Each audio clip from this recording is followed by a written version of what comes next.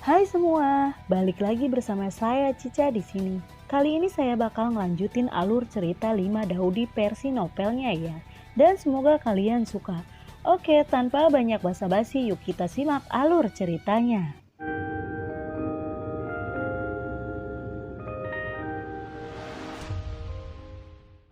Di cerita sebelumnya melihat bahwa klan Roh Api sedang dalam masalah, kekuatan dan sekte yang memiliki hubungan baik dengan klan Roh Api pada saat ini tidak ada satupun kekuatan untuk membantu. Semuanya berdiri dan beberapa orang bahkan menertawakan kemalangan. Melihat situasi ini, tetua klan Roh Api menjadi kesal dan ada cahaya dingin yang tak ada habisnya di matanya. Tubuh Xiaoyan bergetar dan menghilang. Pada saat berikutnya lebih dari selusin Xiaoyan muncul di langit pada saat yang bersamaan. Bom bom bom bom bom. Ketika lebih dari selusin Xiaoyan muncul, setiap Xiaoyan langsung menghancurkan penjaga roh api menjadi berkeping-keping. Melihat kekuatan Xiaoyan yang begitu menakutkan, Geng Yun, kepala klan roh api, tidak bisa menahan diri untuk berteriak.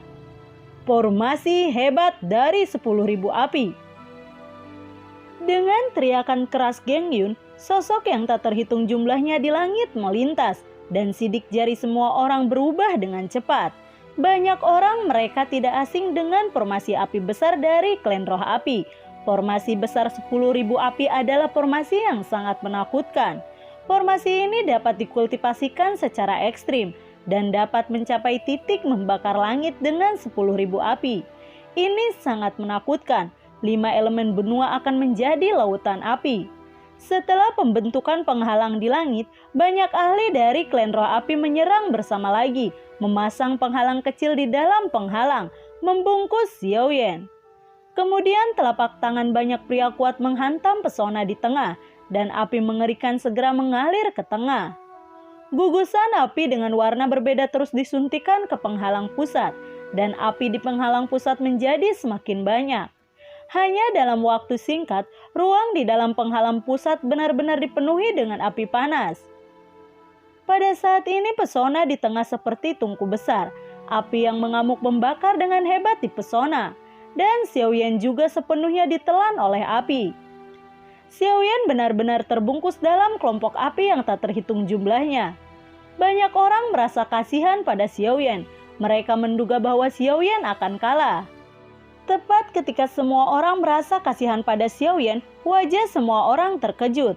Pada saat berikutnya, banyak orang segera melarikan diri ke kejauhan, seolah-olah mereka sedang sekarat.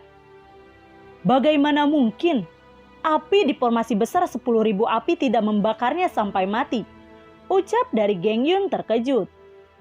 Duar! Dengan ledakan keras, pesona kecil di tengah meledak. Dan api mengerikan segera melonjak keluar dari pesona pusat. Dalam api yang memenuhi langit, seluruh tubuh Xiaoyan dikelilingi oleh api dan kelompok api berwarna-warni di sekelilingnya. Kultivasi Xiaoyan adalah atribut api yang melawan Qi. Sejak dia menaklukkan 23 jenis api aneh, dia dapat dikatakan sebagai leluhur api. Dan api di dunia tidak lagi dapat membahayakannya. Formasi 10.000 api klan roh api memang sangat kuat. Tetapi di depan Xiaoyan dengan mudah menerobos formasi besar 10.000 api dari klan roh api. Xiaoyan tertawa dan berkata, "Hahaha, mau bermain api denganku? Kalau begitu, aku akan bermain denganmu." Xiaoyan melambaikan telapak tangannya dan 23 jenis api terbang keluar dari tubuhnya, meletus di dalam penghalang. 23 api yang berbeda berubah menjadi 23 naga api, terbang di dalam pesona, mengamuk dengan liar. Orang dari klan roh api tidak menyangka bahwa Xiaoyan juga ahli dalam menggunakan api. Ketika mereka melihat 23 naga api bergegas ke arah mereka, ekspresi semua orang berubah. Untuk sementara waktu, seluruh pesona dipenuhi dengan api panas. Ledakan gemuruh terus meletus di dalam penghalang. Api aneh Xiaoyan dan api klan roh api memulai konfrontasi sengit. Xiaoyan dengan cepat memadukan 23 jenis api yang berbeda bersama-sama. Dan hanya dalam sekejap mata, teratai api yang indah muncul. Tepat ketika Xiaoyan hendak melepaskan teratai api, Sebuah ide yang sangat gila tiba-tiba muncul di benaknya. Dia lalu memutuskan untuk menerapkan ide gila itu. Telapak tangan Xiaoyan tiba-tiba bergerak dan kekuatan isap meledak dari tangannya. Sekelompok sumber api secara paksa tersedot ke tangannya. Setelah itu, dia mencampurkan kumpulan api sumber ke dalam teratai api. Karena api sumber dan api yang berbeda dari ras roh api bukanlah jenis api yang sama, api yang berbeda memiliki efek tolakan yang cukup besar pada api sumber yang akan meledak. Namun di bawah kendali kekuatan jiwa Xiaoyan yang luas, api dari sumber aslinya akhirnya digabungkan dengan api yang berbeda. Xiaoyan melakukan hal yang sama. Satu tangan berubah menjadi bayangan tangan yang tak terhitung jumlahnya seperti 1000 tangan.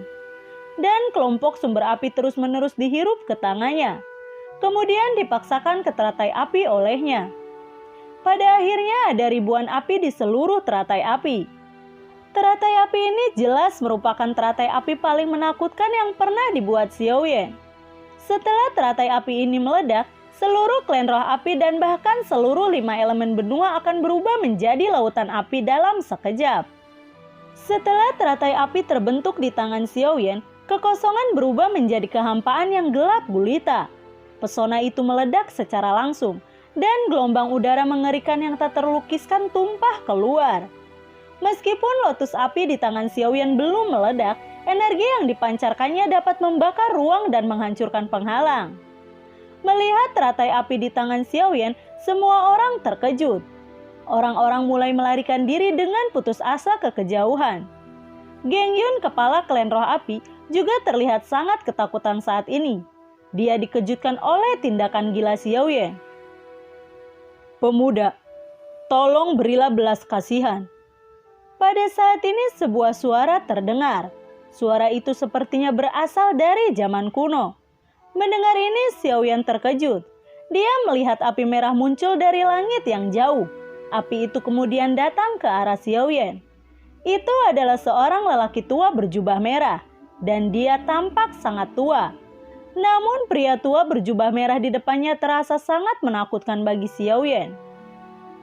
Leluhur Huoling. Melihat penampilan lelaki tua berjubah merah itu, Geng Yun, ketua klan Huoling, akhirnya menghela napas lega. Leluhur roh api adalah keberadaan menakutkan tingkat monster tua yang telah hidup selama puluhan ribu tahun. Tidak ada yang bisa mengetahui kekuatannya, tetapi dia jelas merupakan salah satu karakter paling menakutkan di dunia. Dalam sejarah klan roh api, selama puluhan ribu tahun, klan roh api telah mengalami krisis beberapa kali. Tetapi selama leluhur roh api muncul, krisis klan roh api dapat dengan mudah diselesaikan. Seiring waktu, dunia tahu bahwa klan roh api memiliki leluhur roh api yang kuat, yang bertanggung jawab, dan tidak ada yang berani menyerang klan roh api lagi. Melihat leluhur Huoling, Geng Yun lalu berkata, "Leluhur, tolong lakukan keadilan untukku. Pemuda ini, dia telah membunuh anakku." Leluhur Huoling melirik Geng Yun dengan jijik dan kemudian memarahi. "Diam!" Geng Yun langsung diam dan tidak berkata apa-apa. Leluhur roh api mengalihkan pandangannya ke arah Xiaoyan. Wajahnya tiba-tiba menunjukkan senyum minta maaf. Dia tersenyum dan berkata, "Anak muda, jangan terlalu marah. Masalah hari ini adalah klan roh apiku. Memangnya apa yang kamu lakukan? Apakah itu salah? Atas nama klan roh apiku, aku akan meminta maaf kepadamu terlebih dahulu. Setelah itu, aku akan meminta Geng Yun untuk meminta maaf kepadamu. Masalah hari ini akan terungkap. Bagaimana menurutmu?" Orang tua di depannya sangat menakutkan, dan Xiaoyan tidak yakin dia bisa mengalahkannya. Xiaoyan lalu berkata, "Baiklah, selama kamu berjanji padaku, klan roh api akan dapat mengalahkannya di masa depan. Jangan ganggu aku dan teman-temanku. Aku akan segera pergi," ucap dari Xiaoyan. Leluhur Huoling tersenyum dan berkata, "Aku jamin, orang-orang dari keluarga Huoling tidak akan pernah menyusahkanmu lagi." Meskipun Geng Yun memiliki segala macam keenggangan di hatinya, di bawah keagungan leluhur roh api, dia datang ke Xiaoyan dan berkata dengan suara rendah, "Maaf, ini semua salahku. Semoga Kaisar Yan bisa memaafkanku." Meskipun dia meminta maaf, kebencian di mata Geng Yun hampir tidak bisa disembunyikan. Xiaoyan tidak peduli dengan kebencian di mata Geng Yun. Dia tersenyum dan berkata, "Lupakan saja, karena kamu telah mengakui kesalahanmu. Aku tidak akan melanjutkan masalah ini. Jiu Bai, Linglong, ayo kita pergi." Xiaoyan melambai pada mereka berdua, kemudian mereka bertiga terbang dengan cepat ke kejauhan. Melihat mereka bertiga pergi, Geng Yun merasa enggan, dan dia segera berkata kepada leluhur Huoling, "Leluhur, Kaisar Yen menipuku dari keluarga Huoling. Mengapa kamu membiarkan mereka pergi begitu saja?" Leluhur Huoling lalu berkata, "Persetan, kamu tahu betapa menakutkannya kekuatan orang itu sekarang. Bahkan aku mungkin tidak dapat mengalahkannya. Aku peringatkan kamu, tidak memprovokasi orang ini di masa depan." Leluhur Huoling segera melambaikan lengan bajunya, dan tubuhnya tiba-tiba menghilang langsung dari kehampaan. Melihat ke arah Xiaoyan dan yang lainnya menghilang, mata Geng Yun dipenuhi dengan kebencian. Dia lalu berkata, "Kaisar Yen, kamu membunuh anakku, dan aku harus membayar hutangmu dengan darah." Dengan kepergian Xiaoyan, pernikahan klan Roh Api untuk sementara berakhir. Orang-orang kuat yang datang untuk menghadiri pernikahan juga pergi satu demi satu. Pada saat yang sama, banyak orang menyebarkan pesan penting ke seluruh bagian dunia 1000 besar. Beritanya adalah Kaisar Yen membuat keributan tentang klan Roh Api, menyebabkan klan Roh Api menundukkan kepala dan mengakui kesalahan mereka. Untuk sementara waktu, Kaisar Yen menjadi terkenal, dan dia menjadi orang yang berpengaruh di dunia. Semua orang membicarakan kisahnya. Setelah penambahan orang, Kaisar Yen menjadi salah satu tokoh paling legendaris di dunia Dakian. Sementara semua orang berbicara tentang Kaisar Yen, Xiaoyan diam-diam menikmati waktu di antara mereka berdua di sebuah penginapan di kota yang tidak jauh dari klan Roh Api. Xiaoyan dan Sailin mengobrol di kamar dan mengeluh tentang sakitnya cinta mereka. Keduanya saling bercerita tentang pengalaman masing-masing selama bertahun-tahun. Pada saat ini tubuh Sailin masih lemah. Xiaoyan memutuskan untuk membiarkan Sailin berkultivasi di sini selama beberapa hari. Ketika Sailin pulih, mereka akan meninggalkan dunia 1000 besar. Tujuan Xiaoyan datang ke sini adalah untuk menemukan Sailin. Karena Sailin telah ditemukan, tidak perlu tinggal di dunia 1000 besar. Namun ada satu hal lagi yang membuat Xiaoyan gelisah, yaitu kekuatan Sailin tampaknya telah benar-benar hilang dan tidak dapat digunakan. Tidak peduli apa yang digunakan Xiaoyan, dia tidak akan dapat memulihkan Sailin. Menurut Sailin, setelah dia dan Xiaoyan berpisah di lubang cacing hari itu, dia diteleportasi ke dunia 1000 besar dan diselamatkan oleh Wan Jiantong, kepala klan Roh Air, dalam keadaan koma. Ketika dia bangun, dia tiba-tiba menyadari bahwa kekuatannya seperti disegel oleh seseorang, dan dia tidak bisa menggunakannya sama sekali. Dari sudut pandang ini, ada dua kemungkinan Sailin menjadi seperti ini. Salah satunya adalah ketika dia melewati lubang cacing, dia diganggu oleh semacam kekuatan aneh yang membatasi kekuatan di tubuhnya. Kemungkinan kedua adalah Patriark Suiling. Ketika Sailin dalam keadaan koma, menemukan bahwa Sailin memiliki sumber roh air di dalam tubuhnya. Jadi dia menyegel kekuatan di tubuh Sailin untuk mencapai tujuan dari mengendalikan Sailin. Xiaoyan dan Sailin sedang mengobrol tentang kekuatan Sailin di dalam ruangan dan berpikir tentang bagaimana cara mengangkat segel di tubuh Sailin.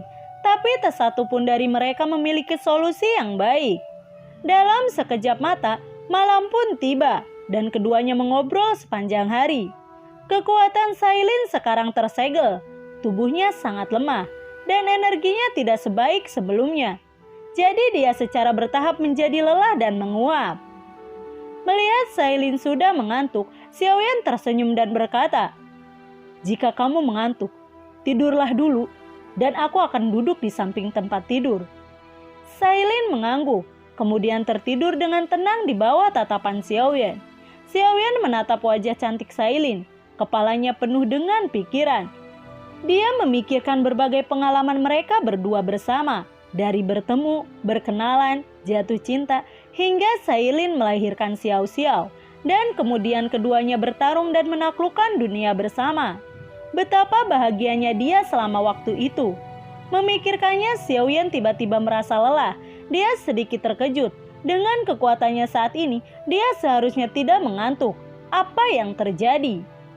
Xiaoyan menggelengkan kepalanya dengan keras, mencoba menghilangkan rasa lelahnya. Tetapi rasa lelah itu semakin kuat dan kuat. Kelopak matanya semakin berat. Xiaoyan tahu ada sesuatu yang salah dan mencoba untuk tidak menutup matanya. Tetapi kelopak matanya menjadi lebih berat. Dan akhirnya dia perlahan menutup matanya dan tertidur. Dalam keadaan tidak sadar, Xiaoyan mendengar seseorang berteriak kepadanya. "Kakak Yan, ayo! Kakak Yan, ayo!" Xiaoyan sangat terkejut dan berkata, "Siapa? Siapa yang memanggilku?" "Kakak Yan, ayo! Kakak Yan, kemari!" Suara itu terdengar lagi, seolah memanggil Xiaoyan.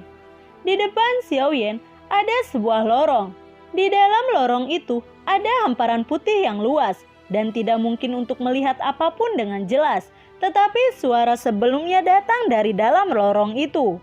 Dalam keadaan tidak sadar, Xiaoyan perlahan berjalan maju di sepanjang lorong. Panggilan dari lorong itu semakin dekat. Di ujung lorong, Xiaoyan melihat seorang gadis muda dengan mata cerah dan gigi putih. Gadis itu tersenyum. Melihat gadis cantik di depannya, Xiaoyan merasakan keakraban. Tetapi dia yakin belum pernah melihat orang ini sebelumnya. Dia lalu bertanya, "Siapa kamu?" Mendengar pertanyaan Xiaoyan, gadis itu memancarkan kesedihan dan air mata mengalir di matanya. Dia lalu berkata, "Kakak Yan, sudahkah kamu melindungi hatiku?" Sementara gadis itu berbicara, hati Xiaoyan tidak bisa menahan rasa sakit. Tubuhnya bergetar dan dia berkata, Kamu Bingxin." Dia ingat bahwa Bingxin adalah seorang gadis berusia 10 tahun dan gadis di depannya berusia 18 atau 19 tahun. Apalagi penampilan gadis di depannya sangat berbeda dengan penampilan Bingxin. Karena itu Xiaoyan sangat terkejut. Gadis itu lalu berkata, "Iya, aku Bingxin. Saudara Yan, apakah kamu akan segera melupakanku?" Xiaoyan lalu menjawab, "Melupakan? Bagaimana aku bisa lupa? Kamu memberiku hatimu, dan aku tidak akan pernah melupakannya," ucap dari Xiaoyan. Bingxin lalu berkata, "Apakah kamu sudah melupakanku? Mengapa kamu tidak memikirkan cara untuk menghidupkanku kembali? Tidakkah kamu ingin menghidupkan kembali Bingxin?" ucap dari Bingxin. Xiaoyan lalu berkata, "Bagaimana mungkin aku tidak ingin menghidupkanmu kembali? Aku selalu memikirkan hal ini. Aku tahu bahwa mengumpulkan 5 elemen benda asing dapat menghidupkanmu kembali. Tetapi sejauh ini, aku hanya melihat perairan yang berbeda. Adapun 3 jenis benda asing lainnya di 5 elemen. Emas yang berbeda, kayu yang berbeda, dan tanah yang berbeda. Aku tidak tahu di mana menemukannya," ucap dari Xiaoyan. Melihat ekspresi cemas Xiaoyan, Bingxin tiba-tiba tertawa. Dia lalu berkata, "Saudara Yan, aku tidak sedih atau marah. Aku hanya bercanda. Aku tahu saudara Yan memperlakukanku dengan sangat luar biasa," ucap dari Bingxin. "Gadis ini?" Xiaoyan segera bertanya lagi. "Bingxin, tempat apa ini sebenarnya?" Bingxin tersenyum dan berkata, "Kamu berada dalam mimpiku sekarang. Alasan mengapa aku memanggilmu ke dalam mimpiku hari ini adalah karena aku ingin memberitahumu bahwa selain 5 elemen dan benda asing yang dapat menghidupkanku kembali, 5 klan spiritual sumber dari 5 roh memiliki efek yang sama dengan 5 elemen benda asing dan juga dapat menghidupkanku kembali," ucap dari Bingxin. Xiaoyan lalu bertanya, "Benarkah? Sumber dari 5 roh memangnya apa itu?" ucap dari Xiaoyan. Bingxin lalu menjelaskan, sumber 5 roh mengacu pada kekuatan asli dari 5 klan spiritual, yang merupakan sumber roh emas, sumber roh kayu, sumber roh air, sumber roh api, dan sumber roh bumi. Xiaoyan mengangguk dan menjawab, "Bingxin, jangan khawatir. Aku pasti akan mendapatkan sumber dari 5 roh." Bingsin tersenyum dan berkata, "Aku percaya padamu. Jangan mengecewakanku," ucap dari Bingsin. Setelah mengatakan ini, tubuh Bingsin tiba-tiba perlahan menghilang ke udara. Xiaoyan ingin meraih Bingsin, tetapi sia-sia. "Bingsin!" Xiaoyan menjerit pelan dan tiba-tiba terbangun. Melihat Sailin masih tidur, dia tahu bahwa dia memang baru saja bermimpi. Memikirkan apa yang dikatakan Bingsin dalam mimpinya, dia bergumam pada dirinya sendiri. "Sumber dari 5 roh. Aku akan mendapatkannya bagaimanapun caranya." Saat itu sudah cerah dan melihat Sailin tidur nyenyak, Xiaoyan memutuskan untuk berbicara dengan Linglong dan Jiubai terlebih dahulu. Kemudian pergi untuk mengumpulkan sumber 5 roh untuk Bingsin bersama-sama. Dia langsung pergi ke kamar Jiubai dan mengetuk pintu. Tetapi tidak ada yang menjawab, jadi dia mendorong pintu dan masuk. Melihat bahwa ruangan itu kosong dan Jiubai tidak ada di dalam ruangan, Xiaoyan bertanya-tanya kemana Jiubai pergi. Kemudian dia datang ke kamar Linglong, mengetuk pintu dan memanggil, "Linglong, kamu sudah bangun?" Setelah menunggu lama, masih tidak ada seorang pun di ruangan itu untuk menjawab. Ekspresi Xiaoyan berubah, melihat ruangan itu kosong dan tidak tahu kemana Linglong pergi. Xiaoyan melirik ke sekeliling ruangan dan menemukan bahwa ada surat di atas meja. Dia membukanya dan melihat bahwa itu tertulis, "2 mitramu telah ditangkap olehku. Jika kamu ingin menyelamatkan mereka, datanglah ke klan roh api untuk menemukanku, kepala klan roh api, Geng Yun." Melihat isi surat itu, ekspresi Xiaoyan berubah dan amarah yang sangat besar memenuhi hatinya. Dia bergumam pada dirinya sendiri, "Baiklah, aku hanya perlu mengumpulkan sumber dari 5 roh.